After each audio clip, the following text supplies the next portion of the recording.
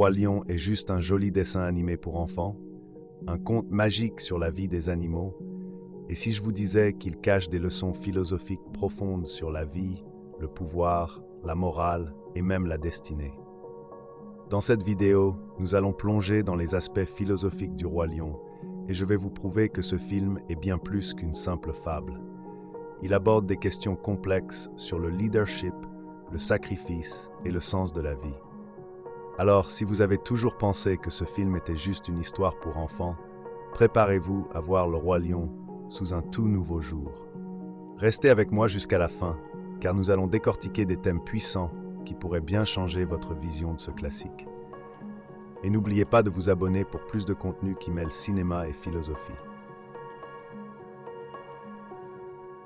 Le film commence par cette idée centrale du cycle de la vie, un concept qui résonne tout au long de l'histoire, où chaque être a sa place et où la vie et la mort font partie d'un tout. C'est une vision du monde qui paraît simple, presque naturelle. Mais derrière cette idée se cache une philosophie complexe, celle de l'ordre naturel.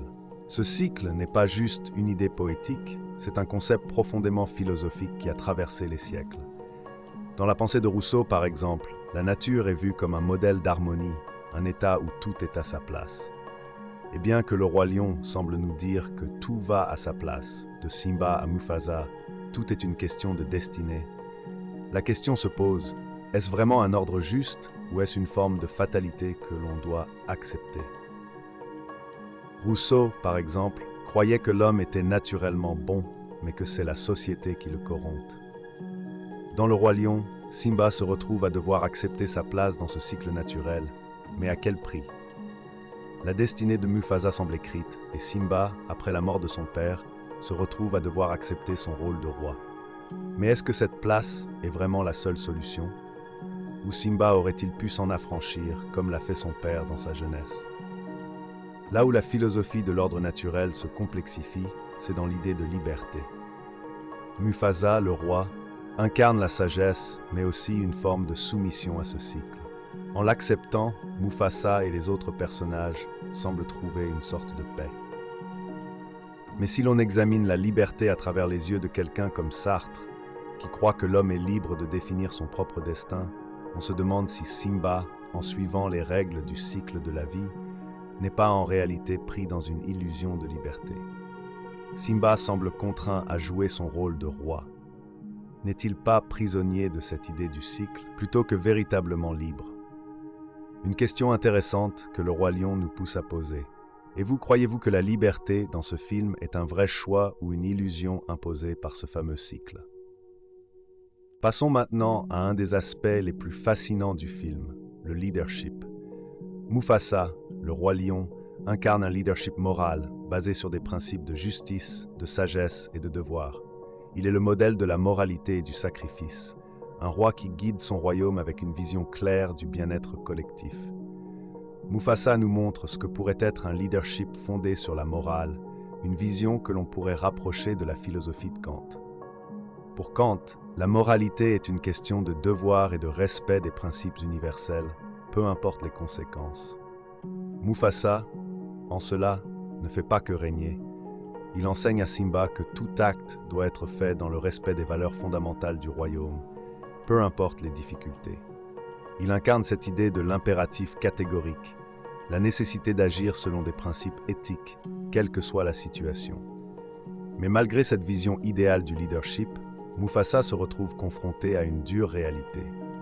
Son fils Simba, dans sa quête de liberté et d'indépendance, va devoir remettre en question ce modèle.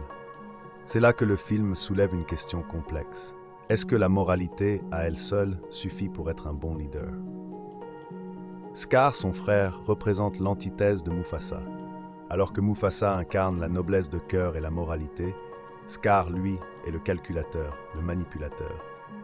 Son leadership est fondé non pas sur la justice ou la sagesse, mais sur la manipulation, la tromperie et la conquête du pouvoir à tout prix.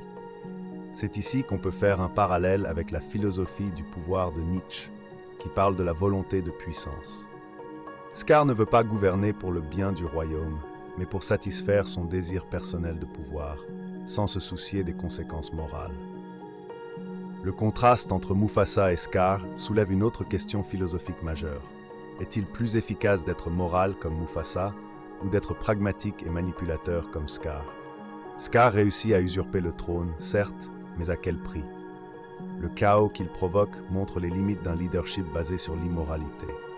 En ce sens, le roi lion illustre de manière poignante cette lutte entre ce qui est moral et ce qui est pragmatique. Simba, le fils, est celui qui doit finalement faire face à ce dilemme. Devra-t-il suivre l'exemple de son père, avec ses idéaux et ses sacrifices, ou adopter une approche plus pragmatique pour gouverner?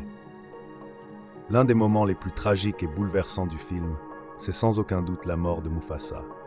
Cette scène, marquée par le sacrifice du roi, est bien plus qu'une simple scène dramatique. Elle soulève des questions profondes sur la souffrance, le sacrifice et la façon dont l'héritage se transmet d'une génération à l'autre. Mufasa se sacrifie pour sauver Simba, ce qui, dans un premier temps, pourrait sembler être l'acte ultime de l'amour paternel. Mais ce sacrifice n'est-il pas aussi une manière de montrer que parfois, pour préserver un idéal ou un royaume, il faut se sacrifier? Si l'on se réfère à la philosophie de Nietzsche, la souffrance et le sacrifice sont des éléments incontournables dans le processus de dépassement de soi. Mufasa, en mourant, permet à Simba de se libérer de l'ombre du passé et de se confronter à son destin. Mais est-ce que la souffrance de Mufasa est vraiment justifiée, ou est-elle un mal nécessaire dans ce grand cycle de la vie? La question du sacrifice est complexe. Si l'on regarde le personnage de Simba, on se rend compte qu'il porte l'héritage de son père, mais cet héritage est également lié à une lourde responsabilité. Simba devra apprendre à gouverner, mais aussi à comprendre que l'héritage de Mufasa n'est pas une simple continuité, mais une adaptation.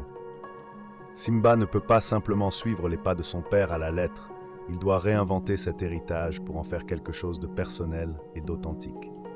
C'est là que réside la vraie force de Simba. Il ne copie pas Mufasa, il l'intègre et le dépasse. Dans la philosophie de la tragédie, comme l'explique Hegel, l'héritage n'est pas simplement une répétition des actes du passé, mais un processus de transformation. Simba doit se confronter à la réalité de son héritage, comprendre la moralité de son père, mais aussi intégrer ses propres choix pour devenir un leader à part entière. Il ne sera pas Mufasa, mais il devra réinventer son modèle. Simba finit par prendre sa place sur le trône, mais son règne ne sera pas exactement celui de son père. En cela, le roi lion nous invite à réfléchir sur notre propre héritage et la façon dont nous construisons notre avenir à partir de ce qui nous a été transmis. Le sacrifice de Mufasa, bien qu'immense, ouvre la porte à la liberté et à la transformation. Il nous rappelle que l'héritage n'est pas une chaîne rigide, mais une responsabilité que l'on porte avec conscience et choix. Le Roi Lion, loin d'être un simple film pour enfants, est une œuvre profondément philosophique qui nous invite à réfléchir sur des questions essentielles, le destin, le pouvoir, le sacrifice et l'héritage. À travers les personnages de Mufasa, Simba et Scar, le film explore les différentes facettes du leadership et de la moralité, tout en nous poussant à nous interroger sur la nature de la liberté et des choix que nous faisons dans nos vies. Le cycle de la vie nous rappelle que chaque action, chaque décision a des conséquences. Mufasa nous montre la noblesse du sacrifice et la force de la moralité, mais nous voyons aussi que parfois, il faut s'affranchir du passé et réinventer l'héritage que l'on reçoit pour avancer. Quant à Simba, il doit trouver un équilibre entre suivre l'exemple de son père et forger son propre chemin, tout en apprenant que la liberté réside dans notre capacité à choisir et à assumer nos actions. Le Roi Lion n'est donc pas seulement une histoire sur des lions et des girafes, mais un récit puissant sur ce que signifie être humain. Comment faire face à nos responsabilités, à nos souffrances et à nos héritages, tout en cherchant à être libre et à diriger avec sagesse. Alors, la prochaine fois que vous regarderez ce film, souvenez-vous qu'il y a bien plus que des chansons et des aventures. Il y a une véritable réflexion sur le sens de la vie.